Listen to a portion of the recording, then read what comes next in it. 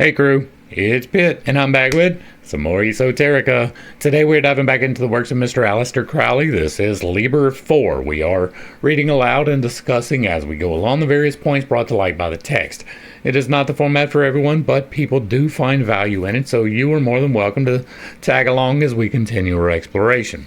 Before we begin, however, if you are unfamiliar with me, any of my unconventional beliefs, or if at any point in time I lose you in the terminology, there will be several playlists linked in the corner above, in the box down below, along with the original source material and the link from my book where I teach you to do magic responsibly, so that you can get a better understanding of who I am and why I say the things that I do. With that being said, we are going to dive in and continue our exploration of Liber 4 with Part 2, Chapter 3, The Altar. We should get through a couple of chapters today. So, I'm going to point out straight at the top that I do not believe that any of these tools are necessary to the magical practice. Everything that I have done, all of the things that I tell you about in this book are not dependent upon any of these tools. So if you are one of the people who feel like the tools are necessary, I am probably going to step on your toes as we go through this today. The altar. The altar represents the solid basis of the work. The fixed will. And if it would stop right there, it would probably be all right. If you consider the altar to be your will, then you are going to be fine. If you consider the altar to be your heart, through which you drive your determination, you're going to be all right. If you consider the altar to be something external from you, you're going to be doing it wrong. And that's not to say that you can't have an altar, right? The tools serve a purpose. You can give that energy to the tool if you so desire. I use the tools all of the time. None of the tools are necessary for any of the magical works. Footnote. It represents the extension of the will. The will is the dyad, see section on the wand. That's always great to give a reference to a section that is ahead. 2x, or 2 times 2 equals 4, so the altar is 4 square. And also, its 10 squares show 4. 10 equals 1 plus 2 plus 3 plus 4. So, right, the fact that this adds up to equal 10 means absolutely nothing, right? That it doesn't. It means that math works. That is the extent of it, right? If you're doing complicated mathematics to justify what you're doing, you are probably doing it wrong. The fixed will of the magician, and the law under which he works. Within this altar, everything is kept, since everything is subject to the law, except the lamp. Now, there is a metaphysical explanation for every single one of these tools, right? The altar being the heart or the will, right? Either one is perfectly acceptable. Your determination, your desire, all of those things can be the altar. It is what you place the desire upon, right? Now, the lamp is going to be the light that you shine to the world. It is a metaphysical light of knowledge, and therefore it does not need to be a physical lamp. Right? There are another explanation for all of these things, up to and including the wand, which we will hopefully get to. According to some authorities, the altar should be made of oak to represent the stubbornness and rigidity of law. Others would make it of acacia, for acacia is the symbol of resurrection. I will point out that so far in our studies, we have not found an authority, right? We found the golden flower. There was definitely good works in there, right? There was definitely things that can be pulled from that. It just so happens that didn't have any tools either. Some of the other studies, we've had a couple of studies where there was some good knowledge of things that we could put into practice, but it just so happens that all of the ones that were actually practical didn't have any of the tools either. I wonder if maybe that's a coincidence. I wonder if maybe the fact that the things that we have found that are actually giving good knowledge are also the ones that don't contain any of the tools. I wonder if that's a coincidence. Right now, the tools as an allegory for your internal workings, it works, and it works like using the Bible for an allegory as opposed to an actual historical literary thing, right? There's no reason to believe that the Bible is accurate history. If that is confusing, we have a Bible study. And so this is the same thing. There's no reason to believe that these things are necessary. People have made them necessary by claiming to be authorities and telling you that they are necessary, but none of the ones that are telling you that the altar is necessary have any of the works to prove that they could do what they said they could do.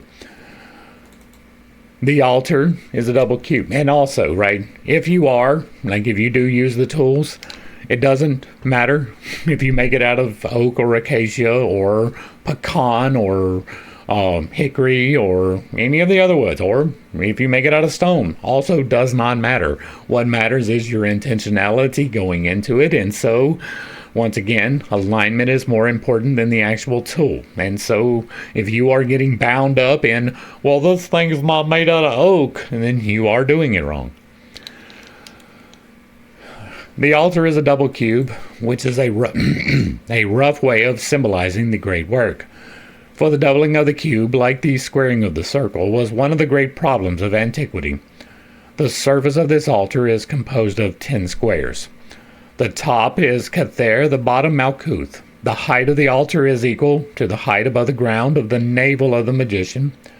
The altar is connected with the Ark of the Covenant, Noah's Ark, the Nav, Navis, a ship of the church, and many other symbols of antiquity whose symbolism has been well worked out in an anonymous book called the Canon. There is reason to believe, you can absolutely make the logical connection between the Ark of the Covenant, Noah's Ark. Well, no, you can't. Right? You can make the altar be the Ark of the Covenant, right? The Ark into which the covenant was placed, which, by the way, was not the law. It was the blood oath that the leaders of Israel signed with their own blood in the presence of the demon, right? That's what went inside of the box, and that's what allowed all of the things to happen. And so that absolutely can be connected to an altar, right? It was quite literally an altar, even down to the measurements. The Noah's Ark, absolutely not. That absolutely does not fit at all, in no way, shape, or form, even allegorically.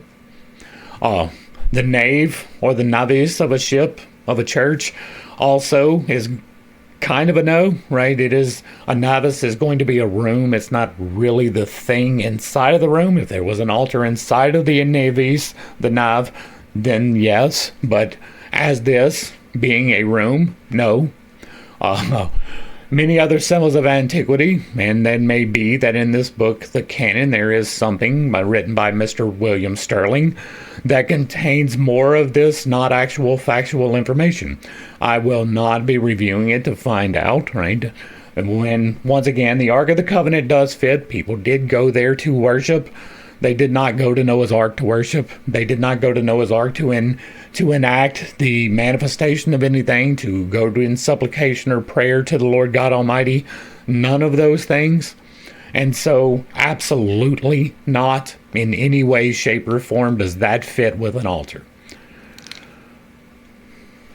The canon, which should be studied carefully before constructing the altar. For this altar must embody the magician's knowledge of the laws of nature, which are the laws through which he works. He should endeavor to make geometrical constructions to symbolize cosmic measurements. For example, he may take the two diagonals, as, say, the diameter of the sun.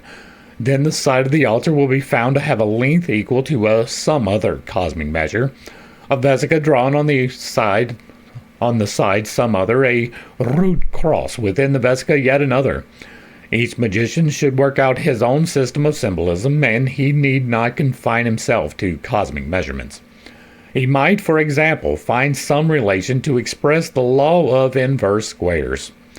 And while that is true, right, if you make a measurement, you can find a correlation in nature for it no matter what it is, right? Even down to the ratio, because the ratio is kind of intrinsic, right? There is a repeating pattern in your finger. It goes all the way up your arm, right? Your finger, the tip of your finger is one measurement. This on the outside, right, from the middle of the joint to the end is one measurement, and then this is the same measurement, and this is that and a half, and this is going to be twice that, and then this is going to be twice that. And so there is a ratio, it is written on this board right here, by which life unfolds almost exclusively. So yes, you can find correlations between any work and another work, especially in this particular case because it is the cube with another cube, which is quite literally the unfolding of the flower of life. And so while it does represent something, it does not necessarily stand for the purpose of what he is calling here. Now, if you are creating an altar and that altar contains prearranged signals to help you to remember things, fine. That is something that you can use. It can be needed. It is not necessary. You can use this tool to accomplish something, but you don't have to have that specific tool in order to accomplish the goal. Needed and necessary. And if that is confusing, I have a video in the Bible study related to that. The top of the altar should be covered with gold, and on this gold should be engraved some such figure as the Holy Oblation, or the New Jerusalem, or, if you have the skill, the microcosm of Vitruvius, of which we give out illustrations. Now, this is one of those cost-prohibitive things that keeps you from actually being able to do something. We saw a good bit of that in the Agrippa books, right? And several others, right? Things that are cost prohibitive in order to keep you from starting, right? How many people do you know that would be able to make? Okay, so your navel is going to be roughly 3 feet, right? Roughly. It's higher or lower for other people, but let's go with 3 feet. And so if it is 3 feet and you are making a cube, then that is 3 feet by 3 feet by 3 feet. And then if you are making the double cube, that is going to be 3 feet by 3 feet by 6 feet. And so, how many people do you know, personally, who are able to get enough gold to overlay 3 feet by 6 feet? I'm not even going to wait because it is almost nobody, right? Unless you happen to be exceptionally wealthy, this is something well outside of your ability to obtain. I wonder if he had one. I can guarantee you he did not have an altar with a golden top. I can guarantee you that because he lived his entire life in destitution, right? We've got that from the wiki, the very first video in this particular playlist, right? And so we know that he doesn't know what he's talking about. We know that he is doing things because it sounds good and so that he can sell a book or many books. And so what we see is this is a cost prohibitive thing to keep you from doing something. In the same way that you are not going to be able to inlay this particular thing with precious stones, right? If he comes and he's like, okay, now you need to make a pentacle inside of this gold that is made out of rubies or diamonds. That is another thing that is going to be cost prohibitive on purpose. This is entirely so that you will not be able to do it.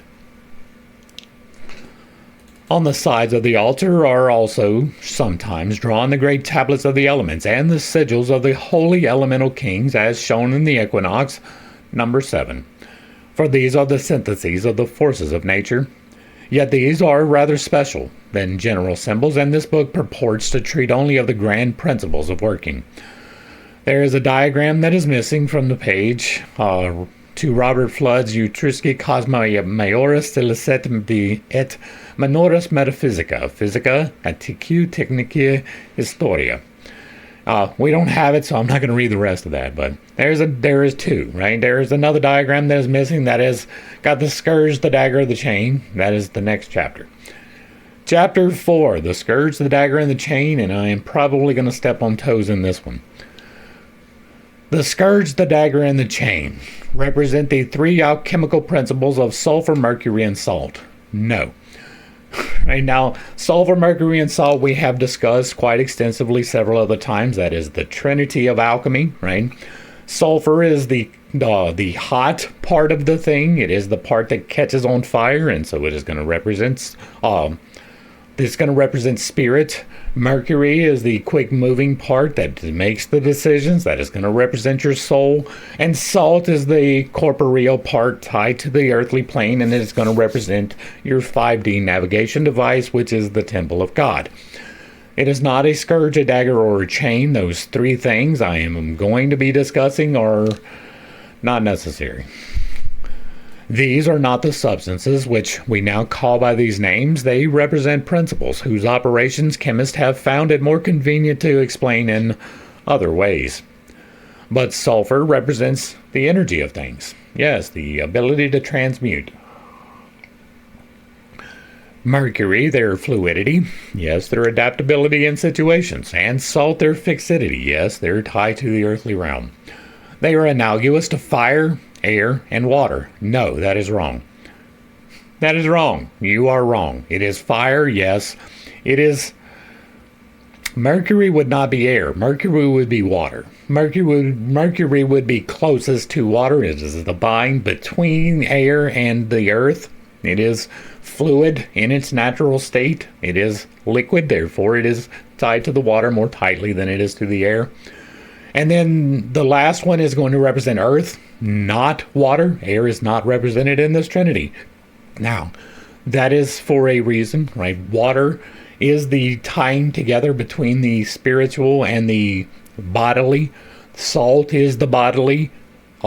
Fire is the spiritual, and those are the things that are represented.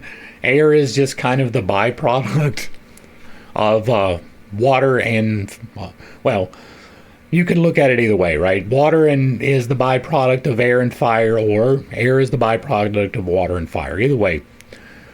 But this is wrong, right? It is not fire, air, and water. But they mean rather more, for they represent something deeper and subtler, and yet more truly active. An almost exact analogy is given by the three gunas of the Hindus: Sattvas, Rajas, and Tamas. Sattvas is mercury, equable, calm, and clear. Rajas is sulfur, active, excitable, and even fierce. Tamas is salt, thick, sluggish, heavy, and dark. Footnote: there is a long description of these three gunas in the Bhagavad Gita, which we never did get to. But Hindu philosophy is so occupied with the main idea that the only absolute is worth anything. That only the absolute is worth anything. That it tends to consider these gunas, even sattvas, as evil. This is a correct view, but only from above, and we prefer, if we are truly wise, to avoid this everlasting wail which characterizes the thought of the Indian peninsula. Everything is sorrow, etc. Alright, so, the absolute is worth anything, that it tends to consider these as evil, right? Now, that is saying that the Hindu people consider these things evil, and they might, but there is nothing intrinsically evil about the three primordial forces of manifestation. They directly come from the Creator, and so, no. Now, I also disagree with this philosophy of everything is sorrow. That is the present planet mentality, that is victim mentality, and I do not tolerate that. Accepting their doctrine of the two phases of the absolute, we must, if we are to be consistent, class the two phases together, either as good or as bad. If one is good and the other bad, we are back again in that duality, to avoid which we invented the absolute. Invented, you say? The Christian idea that sin was worthwhile because salvation was so much more worthwhile, that redemption is so splendid that innocence was well lost, is more satisfactory. St. Paul says, "Where sin abounded, there did grace much more abound. Then shall we do evil, that good may come? God forbid." But clearly it is exactly what God himself did, or why did he create Satan with the germ of his fall in him? That is one of the major problems with the book of Genesis, right? There are many, many problems with the book of Genesis, but God created the garden with the tree that humans could get to, and if he is the omnipotent, omniscient God, there is no way that he did not know that the people would actually go there, right? You are meant to have the knowledge. That is not a sin. The sin was possibly pride, but other than that, there really wasn't one. Instead of condemning the three qualities outright, we should consider them as part of a sacrament. This particular aspect of the scourge, the dagger, and the chain suggests the sacrament of penance. The scourge is sulfur.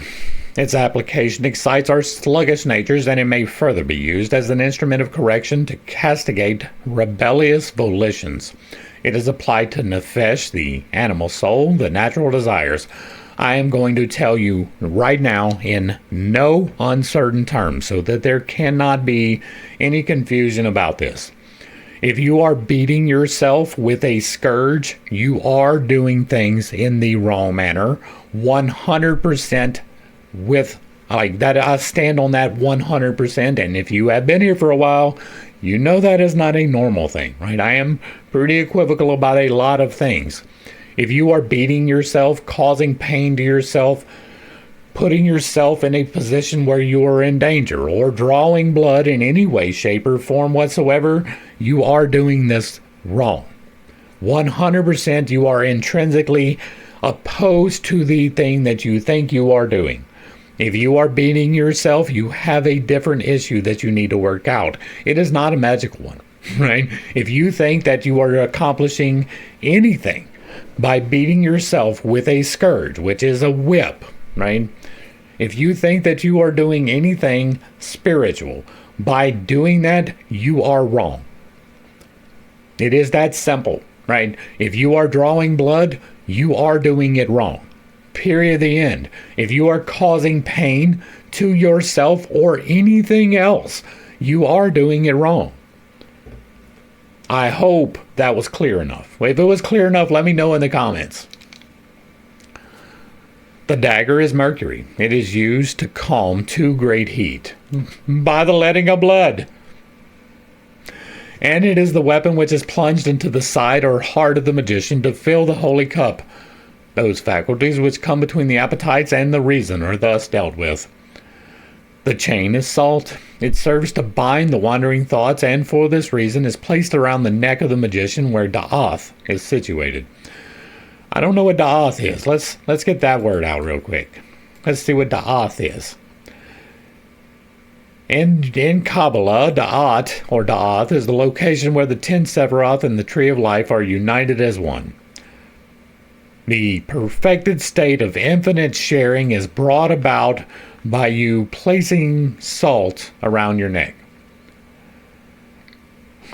Okay, so I told you that there was an allegory for all of these things, right? The scourge is your mental discipline, right? Not the salt.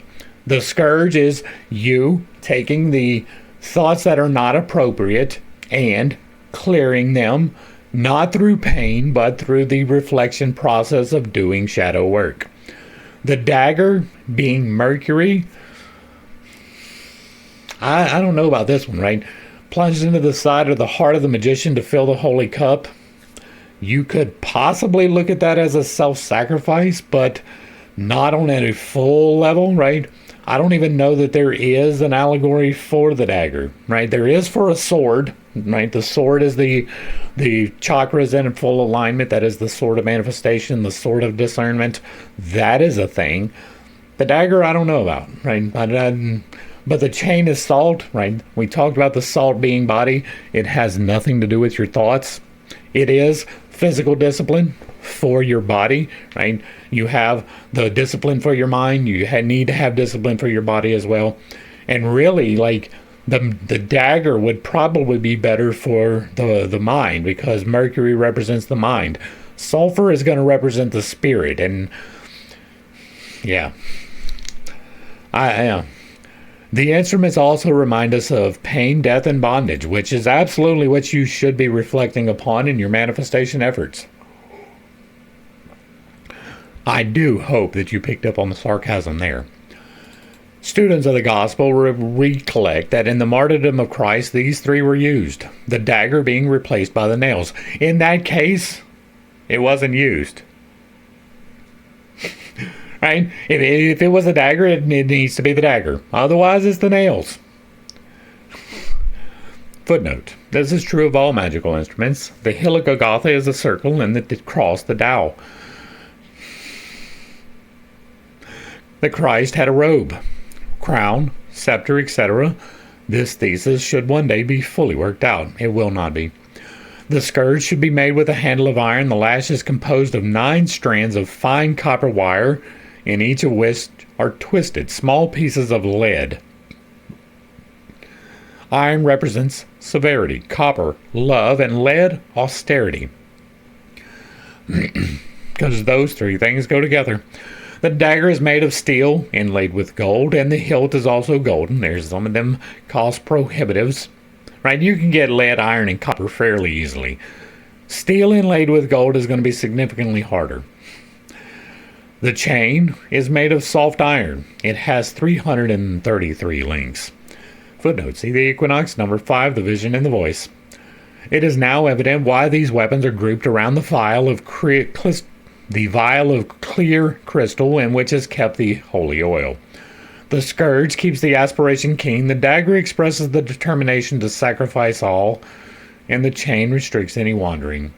We may now consider the holy oil itself. Now, the holy oil, to me, is going to be that magical process by which you release dimethyltryptamine or tryptamine.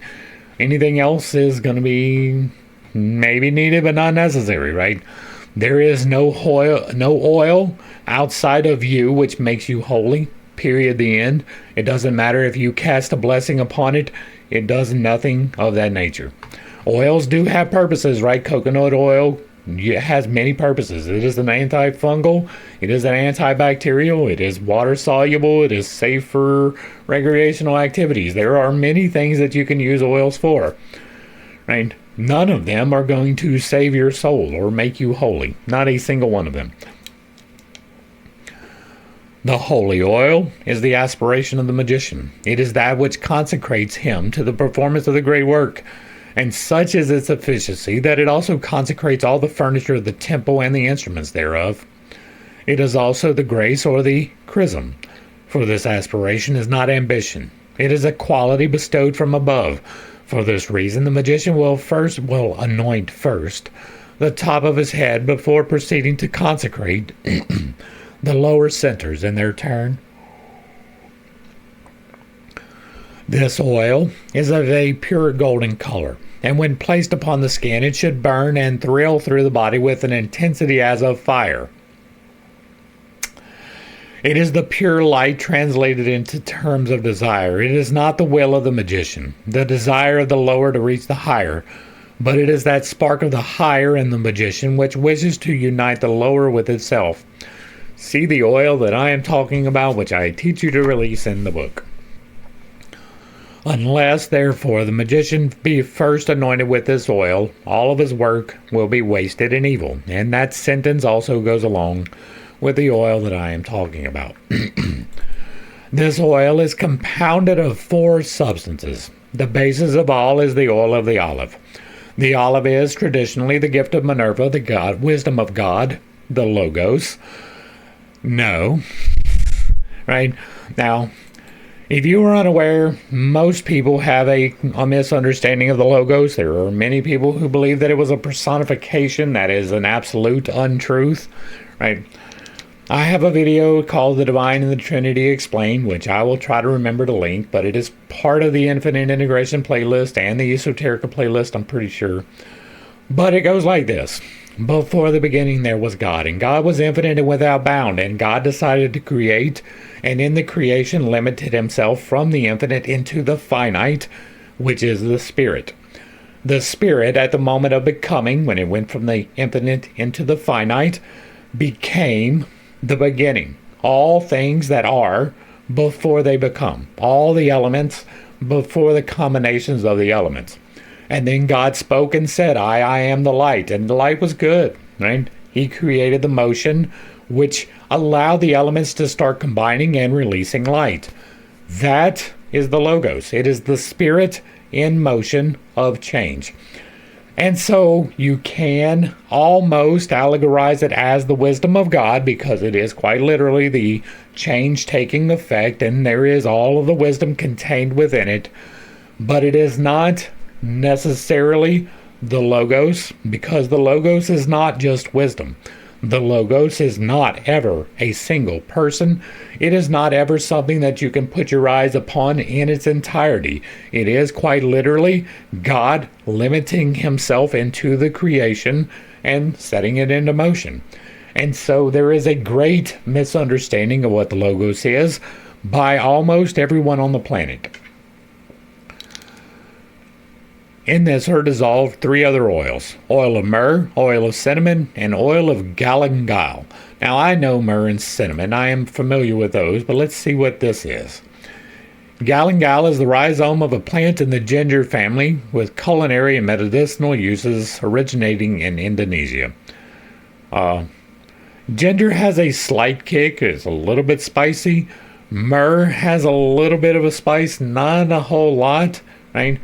And then cinnamon, again, same thing, right? All three of them are slightly spicy, so they might give you some sensation on your skin. The olive oil is not going to do that. It is a neutral. It is like the coconut oil. It is used for many things. I don't know that I would use olive oil for the recreational activities in the same way that the coconut oil is good for, but the myrrh is attributed to Baina, the Great Mother, who is both the understanding of the magician and that sorrow and compassion which results from the contemplation of the universe. The cinnamon represents Tifereth, the sun in whom glory and suffering are identical. The galangal represents both Kether and Malkuth, the first and the last, the one and the many, since in this oil they are one. These oils taken together represent the whole tree of life. The 10 Sephiroth are blended into the perfect gold. There are 10 Sephiroth. There are 4 ingredients. That means that there are not the whole thing represented. The oil cannot be prepared from crude myrrh, cinnamon, and galangal. The attempt to do so only gives a brown mud with which the oil will not mix. These substances must be themselves refined into pure oils before the final combination. Essential oils are a thing. The perfect oil is the most penetrating and subtle. Gradually it will spread itself, a glistening film, over every object in the temple. Each of these objects will then flame in the light of the lamp. This oil is like that which was in the widow's curse. It renews and multiplies itself miraculously. Its perfume fills the whole temple. It is the soul of which the grosser perfume is the body. You will not have that. I will go as far as saying, right? You can do whatever you want. You will not have an ever-flowing oil, right? There is significant reason to believe that that did not happen in the Bible either. And so there are problems, right? We know that he is not relaying accurate information. He is only relaying information that he has heard, and those are not the same things. The perfect oil is most penetrating and subtle. Okay. It will spread itself. Okay. Right, over every object in the temple. That's going to be a little bit hard, right? The oil will not move up. It has to be placed where it can flow down, and if it can flow down and the covering is right, then yeah, it will cover everything, but most decidedly not by itself. And it does not renew and multiply itself. If by some miracle you have managed to produce that, I will eat my words and I will correct myself publicly in a video dedicated entirely to that. Make sure you tag me and show me the proof and I will roll with it. But outside of seeing the empirical proof of this, I am going to call you a liar and a bullshit artist. And we'll leave it at that.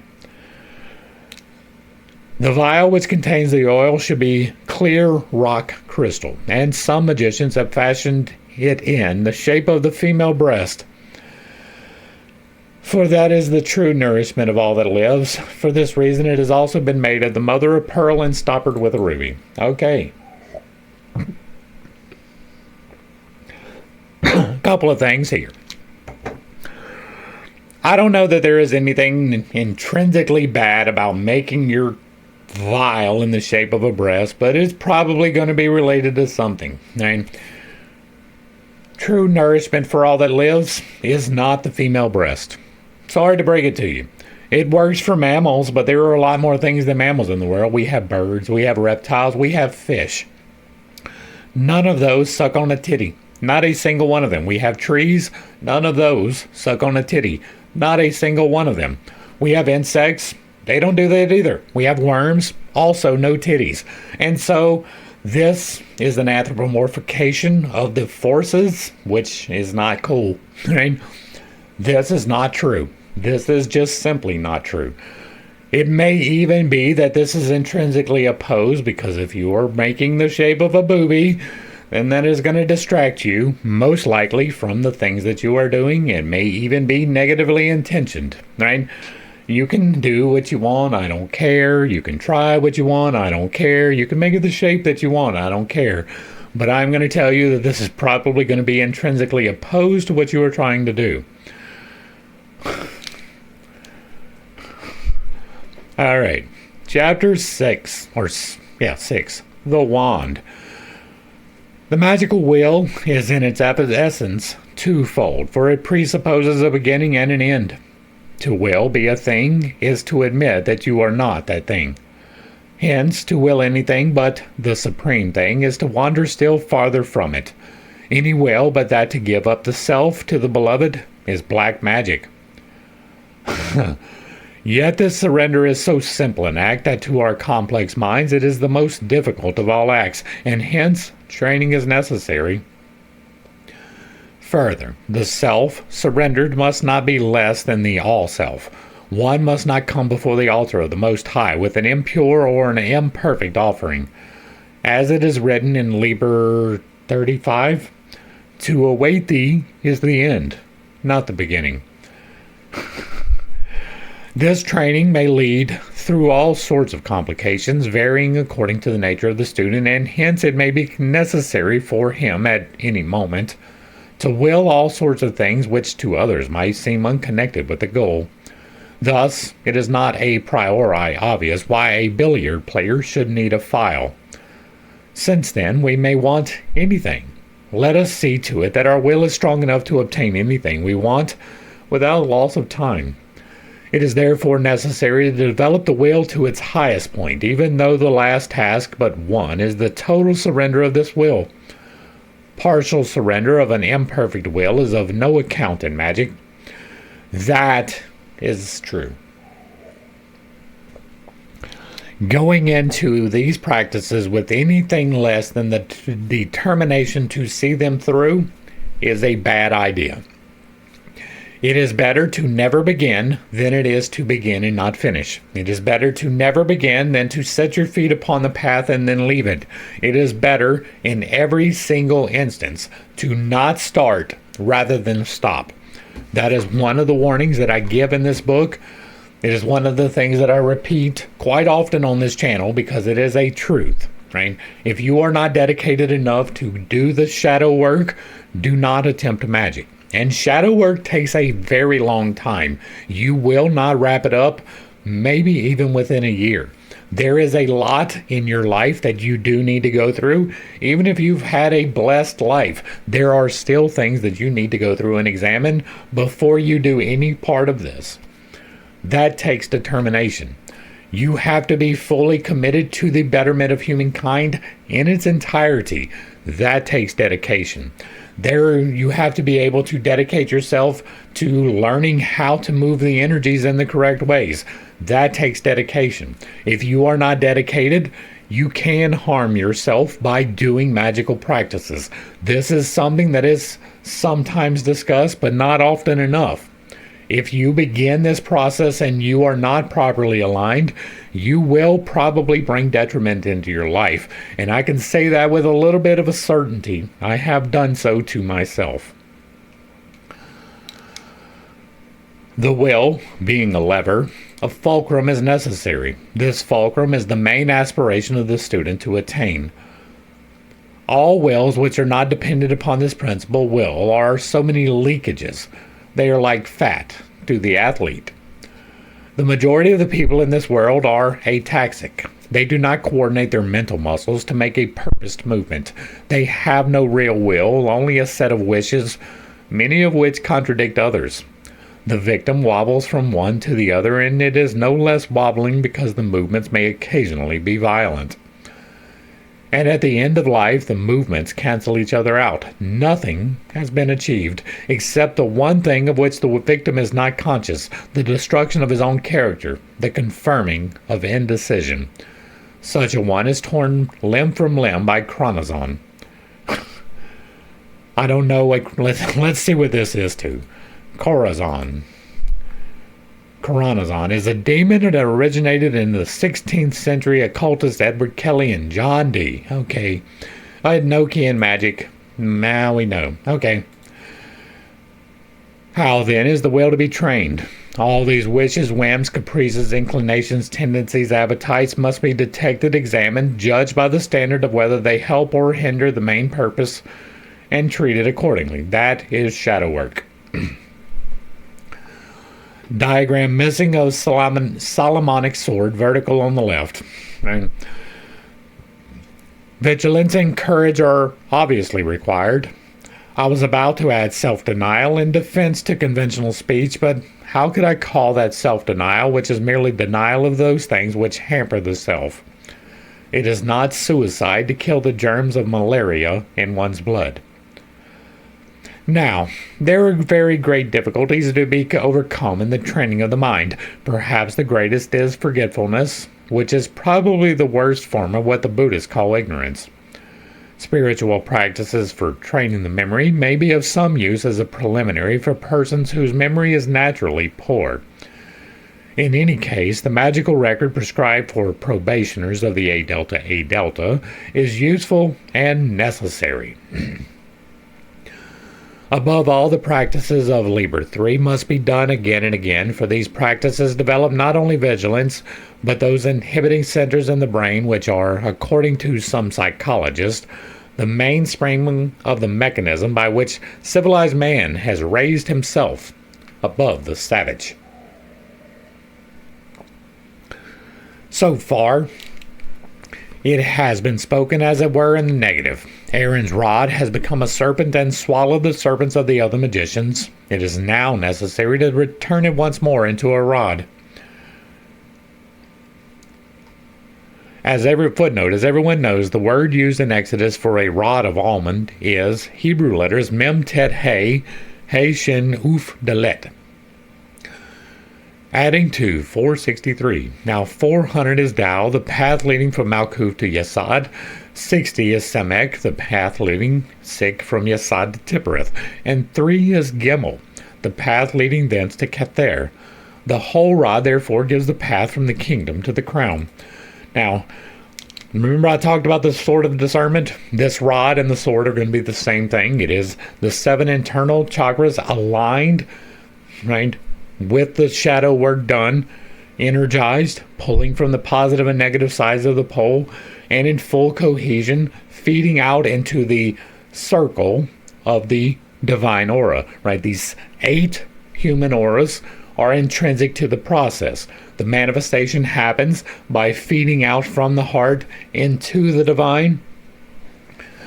And so the rod is going to represent the sword, the same thing. It is the method of manifestation. It is the actual tool that you actually use, but it is entirely internal. And it has absolutely nothing to do with any of these numbers. Once again, if you are doing complicated mathematics, you are doing it wrong. The magical will is the wand in your hand by which the great work is accomplished, by which the daughter is not merely set upon the throne of the mother, but assumed in the highest. Speaking of the daughter being set upon the throne of the mother, if you were interested, we have Pitcast coming up, and this Saturday we will be discussing the Hebrew daughter and mother in the same way that we did the father and the son this past week. So if you are interested in learning a little bit more insight into the Hebrew alphabet and what the symbols characterize, and possibly even some ties into the New Testament, you should tag in, see us. We'll be here Saturday at noon Central Time. Footnote. In 1, the best system of magic, the absolute is called the crown. God is called the Father, the pure soul is called the Mother, the holy guardian angel is called the Son, and the natural soul is called the daughter. The Son purifies the daughter by wedding her. She thus becomes the mother, the uniting of whom the Father absorbs all into the crown. You have both the positive and the negative, the masculine and the feminine contained within yourself. And while I understand why they use this terminology, on its face it is intrinsically bad, right? You are marrying the son and the daughter of the father and the mother. They are siblings in this inference. That is a bad thing. Every single time, incest is a bad thing. Now, These are allegories for other things, right? The absolute is called the crown. Nah. Right? There is a crown, right? It is the crown chakra. It resides halfway in and halfway out of your head where the soft spot used to be. I'm assuming that you've got the fully filled in soft spot. You have one at the bottom. It's called the base. It sticks halfway in, halfway out of your butthole, right? It's just what it is. There are 5 more in between those. There's the sacral, the solar plexus, the heart, the throat, and the third eye. These are things that have been revealed to me through feeling, right? It's not just that I read somewhere that these are things. This is something that I figured out through isometrics, that these things are there and that they rotate in this way was entirely by feeling, not by inference. And so to me, these things are intrinsic. To me, these are things that are necessary. They are described in great detail in here, including how to access them. You can flex all of them. And so to me, the concept of the masculine and the feminine is what is being discussed here. I don't like the terminology. And there is 2 sources, right? There's a masculine source and a feminine source. The masculine source is the white penetrating source, and the feminine source is the black absorptive force. There is a reason why yin and yang is signified by black and white. Back to the text. The magic wand is thus the principal weapon of the magus, and the name of that wand is the magical oath. That is a truth, right? I don't want to say you will, because I don't know your path, but on my path it was necessary to take an oath to the Creator and the creation for the betterment of humankind. I won't give the specifics of that. It was given to me and I kind of repeated it. So the will, being twofold, is the Kukma, who is the Logos, the Word. Hence some have said that the Word is the will. Teote, the Lord of Magic, Sig, is also the Lord of Speech. Some people say Thoth. That is not correct according to the etymology, right? I know that is going to be a step too far for some people. I don't care. If you go to Egypt and you ask them how this would be pronounced, it would be Teote. The TH is a T twice. The O is a long one. It's Teote. That is how it is pronounced in Egypt today.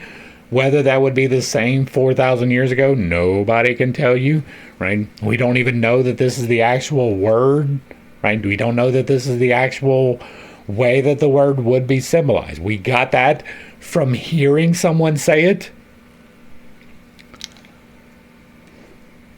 Deote, the Lord of Magic, is also the Lord of Speech, and Hermes, the messenger, bears the caduceus.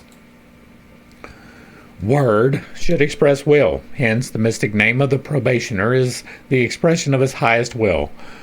You should not be getting a mystic name, right? If you're changing your name, you're probably hiding from something. There is no real reason for that. Nicknames are fine, but if you are changing your identity, you're doing it wrong, right? If you are Bob Jones and then you convert and all of a sudden you are Muhammad Ishmael, right? You are doing it wrong. There is something intrinsically wrong in your belief system that is causing you to misconstrue your own identity. That is a problem. And so while nicknames are perfectly fine, you should not be assuming a new identity to do these things. If you are, you're probably doing it wrong. See Mr. Aleister Crowley, who called himself Father Turbo, who was not able to do any of these things effectively ever in his life. There are, of course, a few probationers who understand themselves sufficiently to be able to formulate this will to themselves, and therefore, at the end of their probation, they choose a new name. It is convenient, therefore, for the student to express his will by taking magic oaths. Since such an oath is irrevocable, it should be well considered. That is true. And it is better not to take any oath permanently, because with increasing of understanding may come a perception of the incompatibility of the lesser oath with the greater. That was not the problem for me, right? One of the reasons why I'm not going to relate to you what was given to me is because the oath that was given to me was pretty complete. It was not wiggle room, right? And it is not something that I anticipate there being a better come along. Right? I am literally in the service for myself, humanity, and the Creator. There is no greater oath than that. This is indeed almost certain to occur, and it must be remembered that as the whole essence of the will is its one-pointedness, a dilemma of this sort is the worst in which the magus can find himself. Footnote: the top of the wand is in Kether, which is one, and the Kilfoth of Kether are the Thumio, opposing heads that rend and devour each other. Sounds wonderful. Another great point in this consideration of magic vows is to keep them in their proper place. They must be taken for a clearly defined purpose, a clearly understood purpose, and they must never be allowed to go beyond it. It is a virtue in a diabetic not to eat sugar, but only in reference to his own condition. It is not a virtue of universal import. We talk quite often about the balancing between the virtues and the vices. If you are diabetic and you abstain from sugar, that is a perfectly natural, perfectly balanced thing to do. If you are not and you abstain from sugar, you are unbalanced. Now, there are times when you can do so, right? If you are cutting carbs for a specific weight loss goal, it should not be a permanent lifestyle choice. It should be a temporary thing. Then you can do so, right? But just on a temporary basis. If you are doing so because you think that sugar is intrinsically evil, you're an idiot. It is not a virtue to not have sex ever. It is not a virtue to give away all that you own. It is not a virtue to not take pride in your work. It is not a virtue to what else we got? To never eat bread or to only eat meat or whatever. None of those things are virtues, right? They are partaking of the virtue in an unbalanced way, right? Chastity is a virtue. Lust is a vice, but there is a time to use lust productively. You should have a sexual partner with whom you have sexual congress. You do not get magical benefit from stopping yourself from that outside of a fasting type of a situation. And so, while there are virtues and vices, you should be partaking of both of them in balance maturely. Elijah said on one occasion, "I do well to be angry," but such occasions are rare. There is a time for righteous wrath.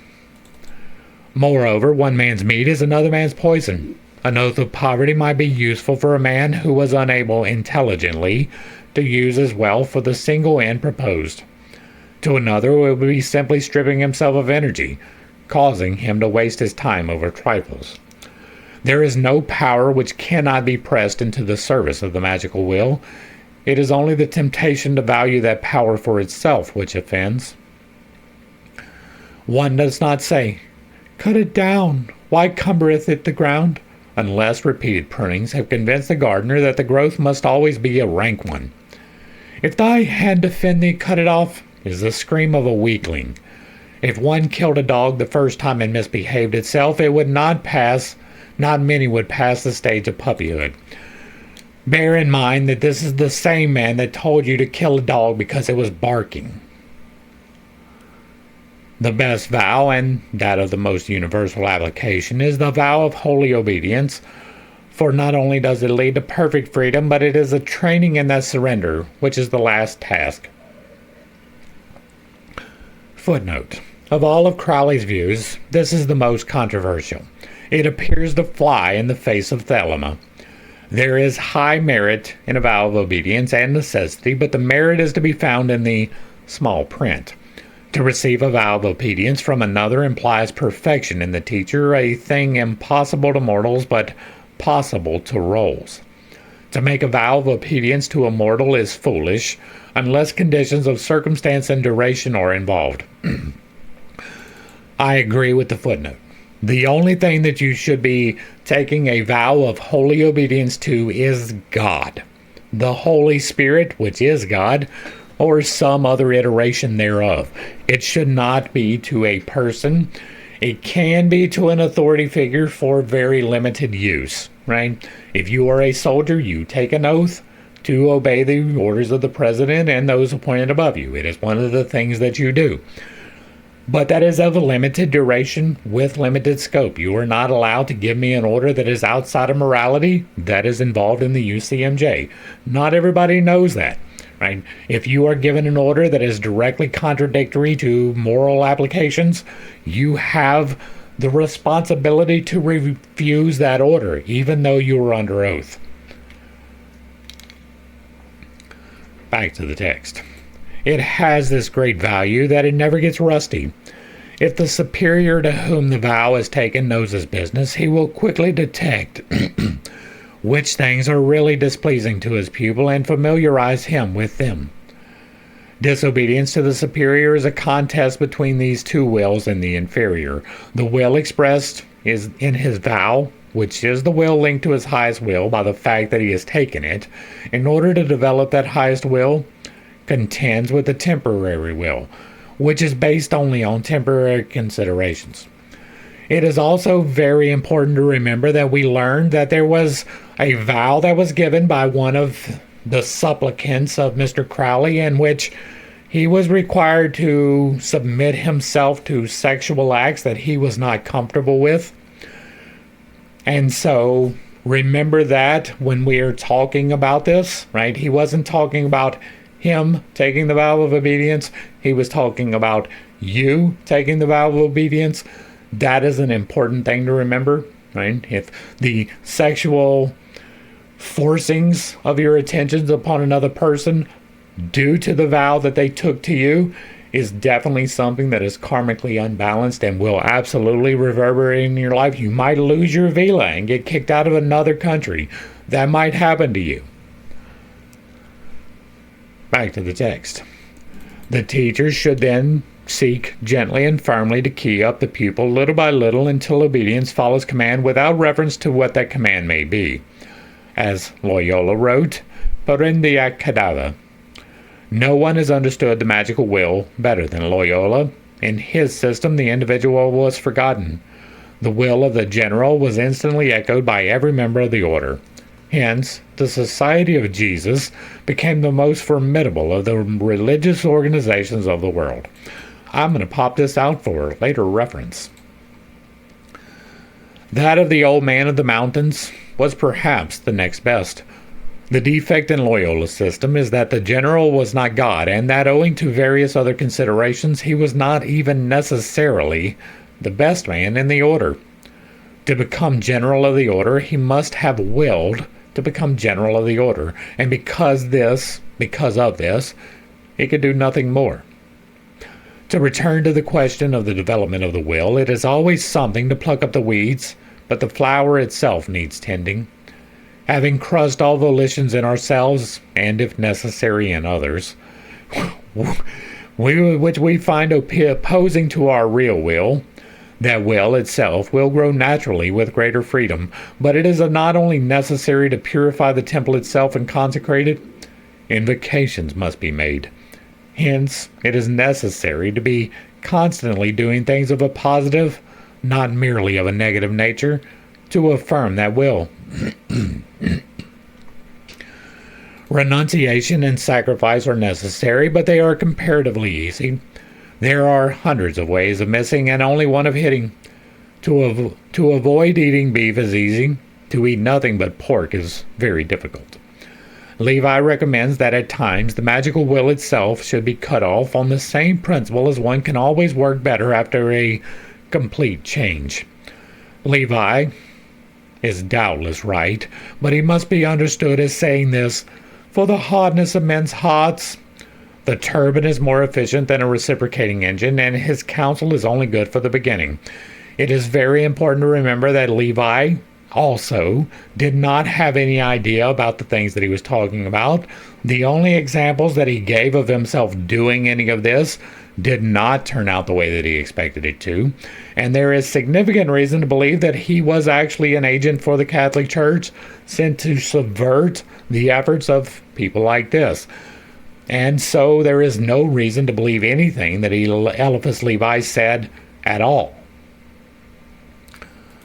Ultimately, the magic will so identifies itself with the man's whole being that it becomes unconscious and is as constant as a force as gravitation. One may even be surprised at one's own acts and have to reason out their connection. But let it be understood that when the will has thus really raised itself to the height of destiny, the man is no more likely to do wrong than he is to float off into the air. It does get exceedingly difficult to do wrong things. Right? I have a very hard time telling even a white lie. One may be asked whether there is not a conflict between this development of the will and ethics, and the answer is yes.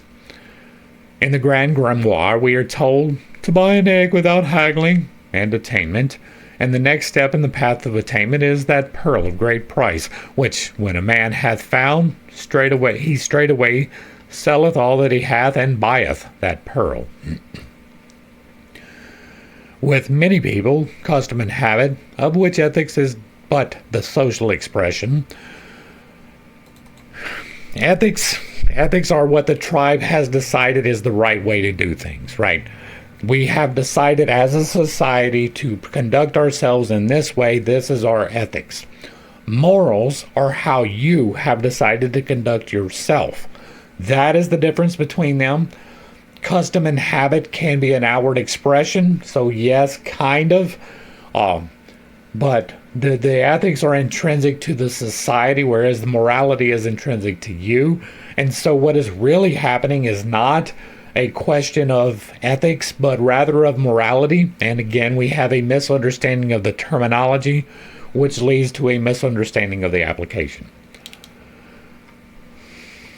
With many people, custom and habit are the things most difficult to give up, and it is a useful practice to break any habit just to get into the way of being free from that form of slavery.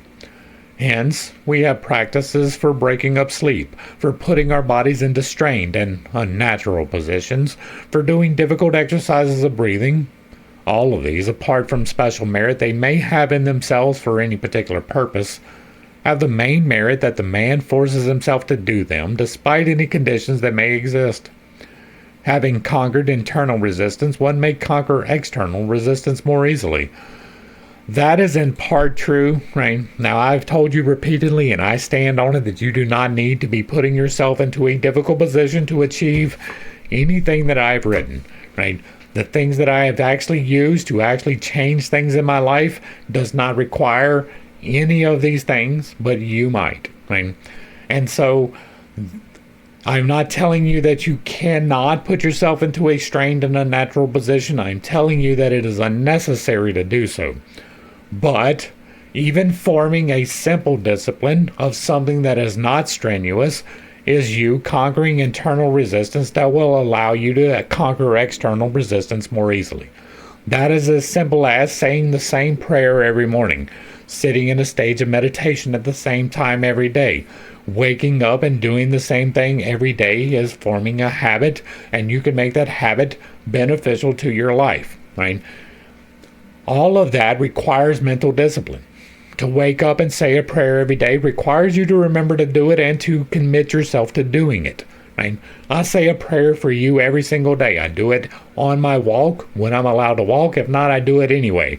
But now that I can walk, I have returned to praying every single morning. It is part of my practice.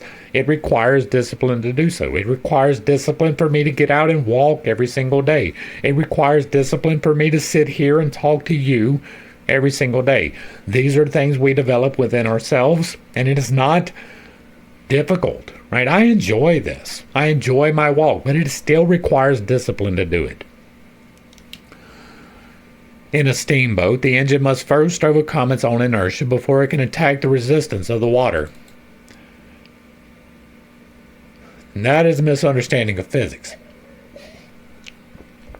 Because on its face, it's true, right? But overcoming the inertia of itself is literally overcoming the water at the same time. I mean, the overcoming of the friction holding you in place through inertia is intrinsic to moving through the water, and therefore you are overcoming both at the same time.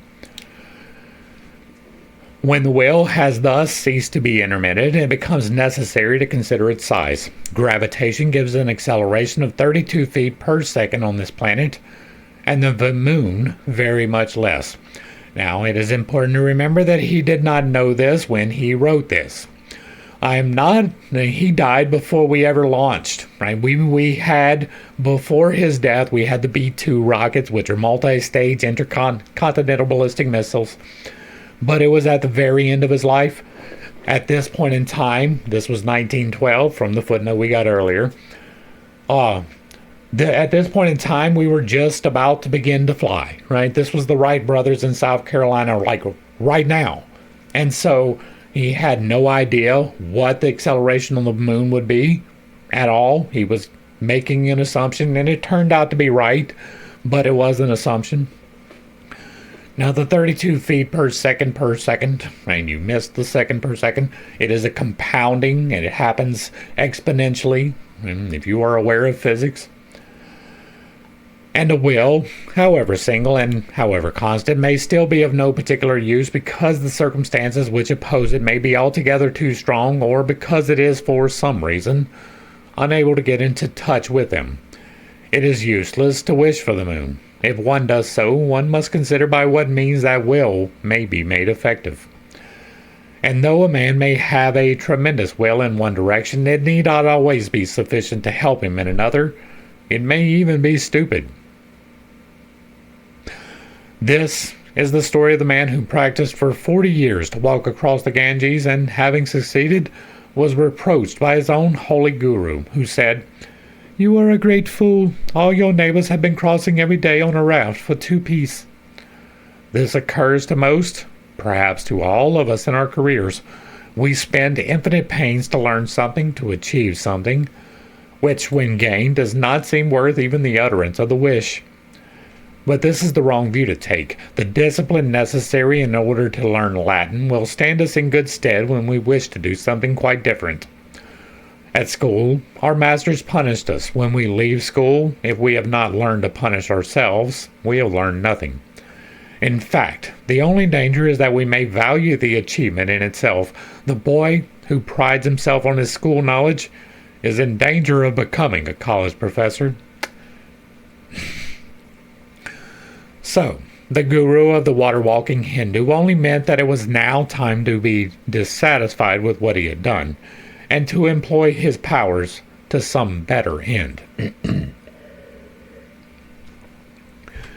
And incidentally, since the divine will is one, it will be found that there is no capacity which it is not necessarily subservient to the destiny of the man who possesses it. One may be unable to tell when a thread of a particular color will be woven into the carpet of destiny. It is only when the carpet is finished and seen from a proper distance that the position of that particular strand is seen to be necessary. From this one is tempted to break a lance on that most ancient battlefield, free will and destiny. But even though every man is determined so that every action is merely the passive resultant of the sum total of the forces which have acted upon him from eternity, so that his own will is only the echo of the will of the universe, yet that consciousness of free will is valuable, and if he really understands it as being the partial and individual expression of that internal motion in a universe whose sum is rest, by so much will he feel that harmony, that totality. And though the happiness which he experiences may be criticized as only one scale of a balance, and whose other scale is an equal misery, there are those who hold that misery consists only in the feeling of separation from the universe, and that consequently all may cancel out all the lesser feelings, leaving only that infinite bliss, which is the one phrase of the infinite consciousness of that all. Such speculations, and somewhat beyond the scope of the present remarks, it is of no particular moment to observe that the elephant and the flea can be no other than they are, but we do perceive that one is bigger than the other. That is the fact of practical importance. As far as this balance is concerned, it is important to remember that bad things do happen. Miserable is your interpretation of those bad things. We do know that persons can be trained to do things which they could not do without training, and anyone who remarks that you cannot train a person unless it is his destiny to be trained is quite unpractical. Equally, it is the destiny of the trainer to train. There is a saying that I like a lot. It is that nothing that is for you will pass you by. If you are meant to be trained in something, then the trainer will pop up. That is a thing. That doesn't mean that it is your absolute destiny to be trained in that thing. You still get the choice, positive or negative, regardless. And so if it is in your destiny that you can be trained, the trainer will show up. You don't have to listen to them, right? But it is part of the experience that there is nothing that is for you that will pass you by, right? If you have a crush on someone and they go to someone else, that was not your person. It is really that simple. If there was a house that you wanted and it goes to someone else, it wasn't for you. And no matter how much you desire it, all it was doing was awakening a desire for something similar to that. If it was meant for you, you would have gotten it. That does not mean that you cannot call things into your life. You can desire that house and set your intentions on it and receive it, depending upon whether that particular house is in your best interest. It may not be that particular house. You may set your focus on this house, and then this one that is similar to it but not exactly the same shows up, and it actually winds up being a little bit better for your particular situation. That is generally how it works. And so nothing that is actually for you will pass you by. If that is something that passes you by, it was only to make you realize that you wanted that something in your life. If it is a person, then you wanted love in a way that this person expresses it, not necessarily that person. That is an important step that people need to realize.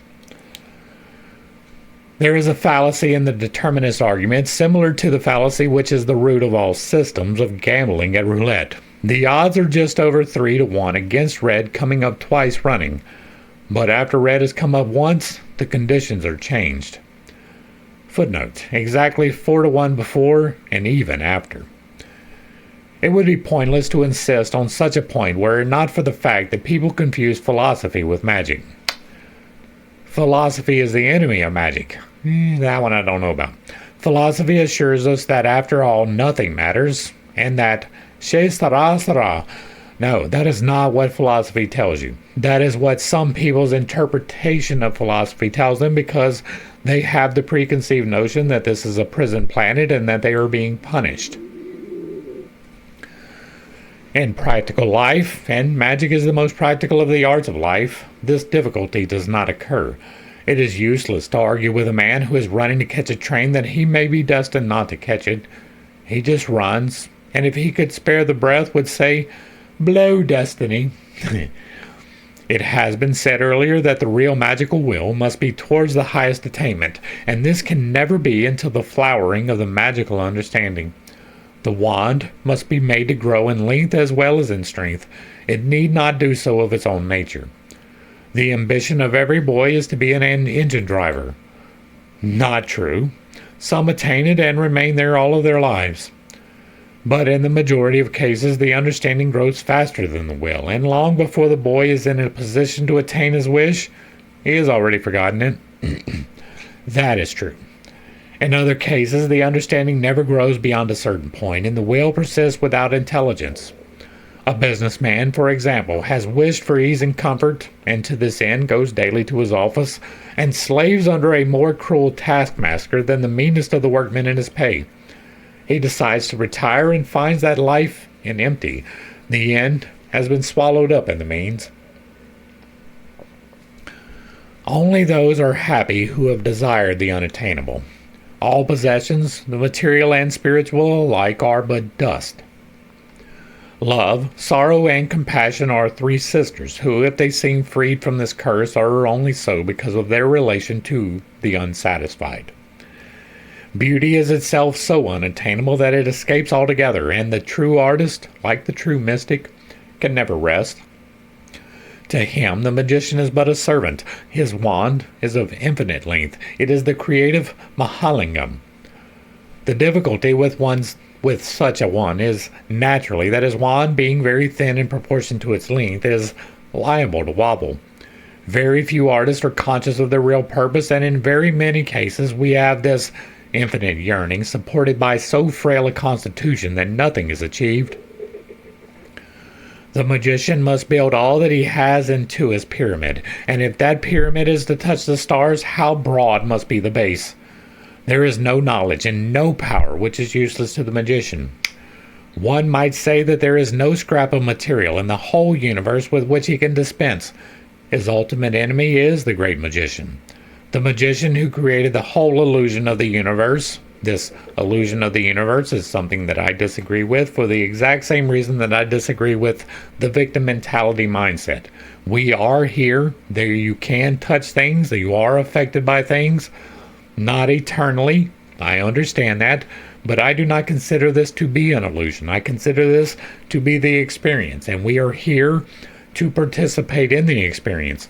Considering this to be the illusion leads you down the path of ignoring the current situation, and that is a detriment to you in your development every single time. And to meet him in battle so that nothing is left either of him or yourself, you must be exactly equal to him.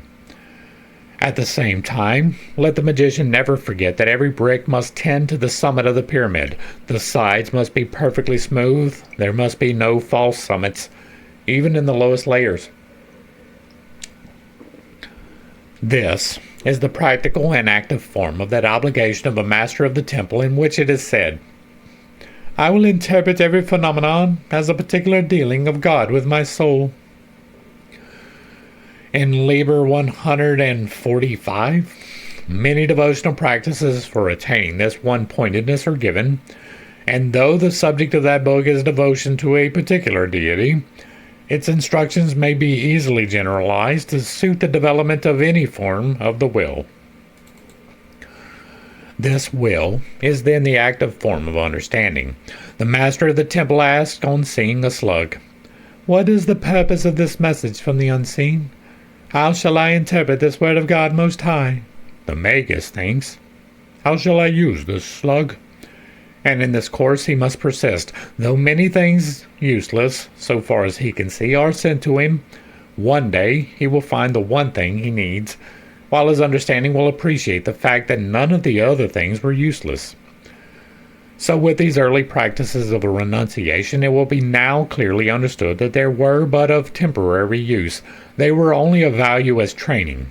The adept will laugh over his early absurdities, the disproportions which have been harmonized, and the structure of his soul will be seen as perfectly organic, with no one thing out of its place. He will see himself as the positive Tao with its 10 complete squares within the triangle of the negatives. And this figure will become one as soon as from the equilibrium of opposites he has attained to the identity of opposites. In all this, his will have been seen that the most powerful weapon in the hand of the student is the vow of holy obedience, and many will wish that they had the opportunity of putting themselves under a holy guru.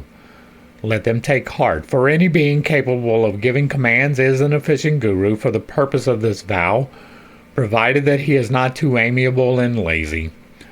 The only reason for choosing a guru who has himself attained is that he will aid the vigilance of the sleepy Kala, and while tempering the wind to that shorn lamb, he will carefully harden him, and at the same time gladden his ears with holy discourse. But if such a person is inaccessible, let him choose anyone with whom he has constant intercourse, explain the circumstances, and ask him to act. The person should be, if possible, be trustworthy, and let the Kala remember that if he should be ordered to jump over a cliff, it is very much better to do it than give up the practice. And it is of the very greatest importance not to limit the vow in any way. You must buy the egg without haggling. In a certain society, the members were bound to do certain things, while being assured that there was nothing in the vow contrary to the civil, moral, or religious obligations. So when anyone wanted to break his vow, he had no difficulty in discovering a very good reason for it. The vow lost all of its force. Footnote.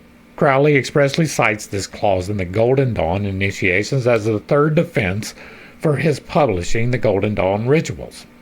It is important to note that Crowley stole from at least 3 people in the process of his enlightenment. When Buddha took his seat under the blessed Bo tree, he took an oath that none of the inhabitants of the 10,000 worlds should cause him to rise until he had attained. So that, when even Mara, the great archdevil, with his 3 daughters, the arch-temptresses, appeared, he remained still. Now it is useless for the beginner to take so formidable a vow. He has not yet attained the strength which can defy Mara. Let him estimate his strength, and take a vow which is within it, but only just within it. Thus Milo began by carrying a newborn calf, and day by day, as it grew into a bull, his strength was found sufficient. Again, let it be said that Liber 3 is a most admirable method for the beginner. Footnote. This book must be carefully read. Its essence is that the pupil swears to refrain from a certain thought, word, or deed, and on each breach of the oath cuts his arm sharply with a razor. This is better than flagellation, because it can be done in public without attracting notice. It, however, forms one of the most hilariously exciting parlor games for the family circle ever invented. Friends and relations are always ready to do their utmost to trap you into doing the forbidden thing. And once again, if you are spilling blood, you are doing it wrong. A most admirable method for the beginner, and it would be the best, even if he is very confident in his strength, to take the vow for very short periods, beginning with an hour, and increasing daily by half hours until the day is filled. Then let him rest a while, and attempt a 2-day practice, and so on until he is perfect. He should also begin with the very easiest practices, but the thing which he has sworn to avoid should not be a thing which normally he would do infrequently, because the strain on the memory which subserves his vigilance would be very great, and the practice become difficult. It is just as well at first that the pain of his arm should be there at the time when he would normally do the forbidden thing, to warn him against its repetition. There will thus be a clear connection in his mind of cause and effect until he will be just as careful in avoiding this particular act which he has consciously determined, as in those other things which childhood he has been trained to avoid, just as the eyelid unconsciously closes when the eye is threatened. Footnote. If it were not so, there would be very few people in the world who were not blind. So he must build up his consciousness, this power of inhibition, until it sinks below consciousness, adding to his store of automatic force, so that he is free to devote his conscious energy to a yet higher task. It is impossible to overrate the value of this inhibition to the man when he comes to meditate. He has not guarded his mind against thoughts A, B, and C. He has told the sentries to allow no one to pass who is not in uniform, and it will be very easy for him to extend that power and to lower the portcullis. Let him remember, too, that there is a difference, not only in frequency of thoughts, but in their intensity. The worst of all is, of course, the ego, which is almost omnipresent and almost irresistible, although so deeply seated that in normal thought one may not always be aware of it. Buddha, taking the bull by the horns, made this idea the first to be attacked. Each must decide for himself whether this is a wise course to pursue, but it certainly seems easier to strip off first the things which can be easily done without. Footnote. Among those who might find the ego an unwise first choice to attack are those who confuse it with the sense of private property. Many petty thieves use the denial of the ego as an excuse. 3 book thieves and any number of shoplifters come to mind. The majority of people will find most trouble with the emotions and thoughts which excite them. But it is both possible and necessary not only to merely suppress the emotions, but to turn them into faithful servants. That is true. There is a time for all emotions. Thus, the emotion of anger is occasionally useful against that portion of the brain whose slackness vitiates the control. If there is one emotion which is never useful, it is pride. For this reason, it is bound up entirely with the ego. No, there is no use for pride. That is wrong. You are, once again, wrong. There is a pride, right? There is pride in a job well done. That is a thing which you should have. It doesn't make you better than anyone at all. It doesn't make you a better person. You should, however, take pride in doing something correctly. You can take pride in doing meditative practices according to your understanding, right? Again, does not make you better than anyone. It just means that you are dedicated enough, and you should take pride in that. Pride is a healthy emotion when it is used in a healthy way. The destruction of the perceptions, either the grosser or the subtler, appears much easier because the mind is not being moved, is free to remember its control. It is easy to be so absorbed in a book that one takes no notice of the most beautiful scenery, but if stung by a wasp, the book is immediately forgotten. The tendencies are, however, much harder to combat than the three lower skandhas put together, for the simple reason that they are, for the most part, below consciousness, and must be, as it were, awakened in order to be destroyed, so that the will of the magician is, in a sense, trying to do two opposite things at the same time. Consciousness itself is only destroyed by samadhi. One can now see the logical process which begins in refusing to think of a foot, and it ends by destroying the sense of individuality. Of the methods of destroying various deep-rooted ideas, there are many. The best is perhaps the method of equilibrium. Get the mind into the habit of calling up the opposite to which every thought may arise. In conversation, always disagree. See the other man's arguments, but however much your judgment approves them, find the answer. Let this be done dispassionately. The more convinced you are that a certain point of view is right, the more determined you should be to find proofs that it is wrong. That is partially true, right? You should always be seeking correctness. And part of being correct is challenging whether you are correct. And so you should be doing that dispassionately even. I do not agree that you should always disagree, right? If you are among friends and you want to take the devil's viewpoint, do so by all means, but it should not be your normal course of observation. And even Socrates didn't go that far. If you have done this thoroughly, these points of view will cease to trouble you. You can then assert your own point of view with the calm of a master, which is more convincing than the enthusiasm of a learner. You will cease to be interested in controversies. Politics, ethics, religion will seem so many toys, and your magical will be free from these inhibitions. That is not true, right? Ethics are intrinsic, right? If you are doing these things, you should be properly aligned. That is some of the warnings that I give so repeatedly. If you are not aligned, you will get repercussions. It is the A laws of creation. It is quite literally physics. And so, you can assert your own point of view with a calm, right? But you will still be affected by politics, so you should still be aware of politics. That does not mean that you should be hardcore left or right wingers, right? You shouldn't be cleaving to the party. You should be cleaving to the path, and the path sometimes is followed more efficiently by one party or the other. Neither one of them are perfect. Both of them have their drawbacks. Both of them are hypocritical in many ways, and therefore they should not be followed blindly. But they do affect your life. The laws that are written do have effects upon you. You should take the responsibility for your part in making sure that those who are elected are the right ones, right? Ethics, intrinsic, right? If you are not morally aligned, the difference between morals and ethics, he doesn't understand, so this should be morals. Ethics is the tribe's decisions. For instance, there is currently in the world, at least in the United States, a great understanding that it is perfectly fine to kill children, right? As long as they're not been out of the vagina yet, it's perfectly fine to destroy this living being. That is an ethical statement. The moral statement that I hold is that it is never okay to kill a child.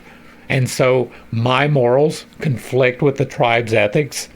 I am required to stand in my morals. I am not required to keep the tribe's ethics. That is important. Now, if you violate the tribe's ethics, there may be consequences for violating the tribe's ethics. That is a completely separate issue. You should be very much concerned with your morals. Not necessarily the ethics. It's not okay to kill children, right, ever, in any circumstance, but it is okay for you to stand in opposition to an understanding that the tribe holds. And religion, religion is a toy. Religion is a control system. It doesn't matter which control system you are choosing, right? All of them have drawbacks. All of them have some positives. Most of them, the drawbacks outweigh the positives. Even what I do can be considered a control system, even though there is no structure whatsoever. There is no human being in authority of it whatsoever. Even that does govern my decisions. It governs what I do, and therefore it is a control system. You will be subject to a control system. You get to choose some of them, right? If you were born in the United States, you are under the subject to the jurisdiction of the United States government. That is a control system that you were born into. You can leave, you can expatriate and go to a different country and become under their control system. But regardless, there will be a control system. You may not partake in the control systems that are religions, but you are partaking in some control system. All right. In Burma, there is only one animal which the people will kill, Russell's viper, because as they say, either you must kill it or it will kill you. And it is a question of which sees the other first. Now, any one idea, which is not the idea, must be treated in this fashion. When you have killed the snake, you can use its skin, but as long as it is alive and free, you are in danger. And unfortunately, the ego idea, which is the real snake, can throw itself into a multitude of forms, each clothed in the most brilliant dress. Thus, the devil is said to be able to disguise himself as an angel of light. Under the strain of a magical vow, this is too terribly the case. No normal human being understands or can understand the temptations of the saints. An ordinary person with ideas like those which obsessed St. Patrick and St. Anthony would be only fit for an asylum. The tighter you hold the snake, which was previously asleep in the sun and harmless enough to all appearance, the more it struggles, and it is important to remember that your hold must tighten correspondingly, or it will escape and bite you. Just as if you tell a child not to do a thing, no matter what, it will immediately want to do it. Thought otherwise, the idea might never have entered its head. So it is with the saint. We have, all of us, these tendencies latent in us. Most of them we might remain unconscious all of our lives. Unless they were awakened by our magic, they lie in ambush. And everyone must be awakened, and everyone must be destroyed. Everyone who signs the oath of probationer is stirring up a hornet's nest. A man has only to affirm his conscious aspiration, and the enemy is upon him. It seems hardly possible that anyone can ever pass through that terrible year of probation, and yet the aspirant is not bound to anything difficult.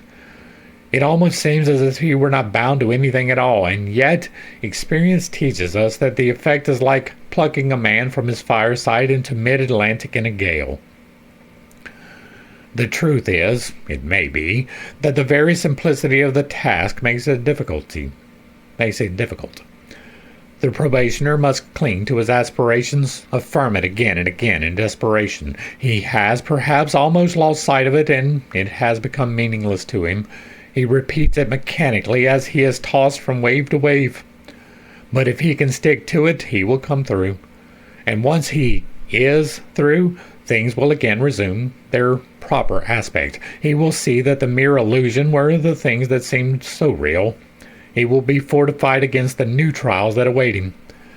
But the unfortunate indeed is he who cannot thus endure. It is useless for him to say, "I don't like the Atlantic, I will go back to the fireside."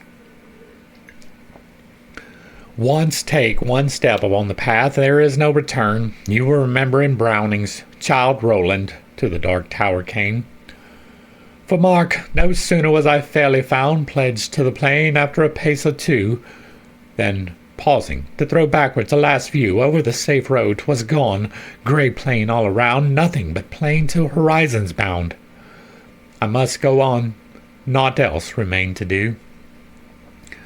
And this is universally true. The statement that the probationer can resign when he chooses is in truth only for those who have taken the oath, but superficially. A real magical oath cannot be broken. You think it can, but it can't. This is the advantage of a real magical oath and the problem with the blood magic. However far you go around, you arrive at the end just the same, and all you have done by attempting to break your oath is to involve yourself in the most frightful trouble. It cannot be too clearly understood that such is the nature of things. It does not depend upon the will of any persons, however powerful or exalted, nor can their force, the force of their great oaths, avail against the weakest oath of the most trivial of beginners.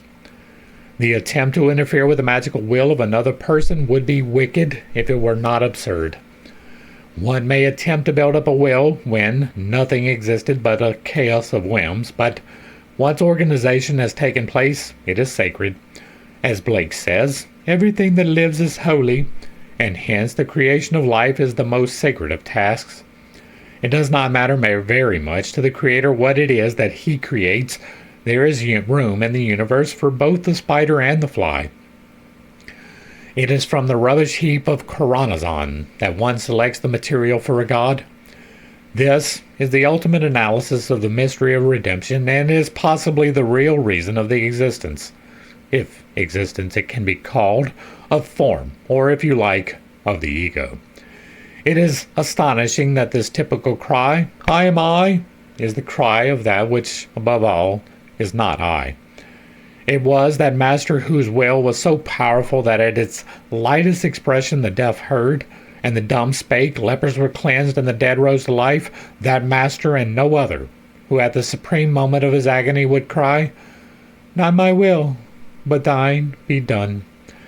And that is going to bring us to the end of this particular set of explorations. Hopefully I brought a little bit of enlightenment and not too much confusion to a series of somewhat difficult topics. I understand I hold some unconventional beliefs, and I have a tendency to step on toes when I relay those. It is not intentional, but it is not something I apologize for. I feel like I have pretty clearly explained everything that I needed to explain, and this is fairly long, so I'm not going to draw this out. Right? There are things that you can do, and there are things that are unadvisable. It is wise to take due consideration of those. If you like what I'm doing over here, let me know down below. Give me a like, a share, a follow, throw me a comment. If you agree or disagree with anything that was stated, put it in the box down below, and if it remains respectful, it gets to remain up. If you really like what I'm doing over here, hit me with that super thanks. Consider joining for a membership or picking up a copy of my book where I teach you to do magic responsibly.